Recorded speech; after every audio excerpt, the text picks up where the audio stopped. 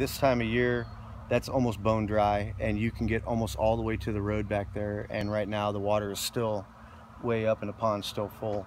Like I was saying earlier, is that this is about 1 May time frame about the water that we have sitting here right now, and it dissipates off. And usually in July, you'll see all the grass. You won't see hardly any water in it at all.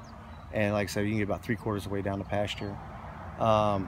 We have an inlet culvert where the dead ivy is from flooding this year, that if you looked when you saw it coming in, that we live, all 3 roads are at an uphill angle, so all the water drains out and drains through an easement that I have with the county, that I must allow all that water into the property from the stormwater runoff.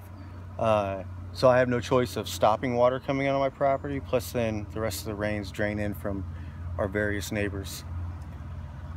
But there's culverts that are down the road that are an overflow culvert. They allow the water to rise up at a certain point, then they go ahead and flow over to a neighboring property, and then that water flows through to their wetlands and flows the wetland chain all the way around to Johnson Creek, and then into the Nisqually River Basin, and then out to the Puget Sound.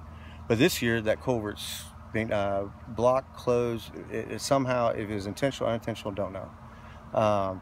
But it's plugged, and there's nowhere for the water to go. So we had considerable flooding all the way up to the back steps. The biggest questions that was asked to the county from my neighbors and myself is, how are these tracks able to be permitted to be built without some type of flood control or some type of flood control device, which are those overflow culverts, to prevent that from ruining our investments. Instead, they send me a letter and going, hey, when you are displaced from your home, here's these local resources that can help you. And that was the biggest slap in the face, I think, out of the whole thing, was that really aggravated me. It was like, so you won't do anything, but here's resources that'll help you out.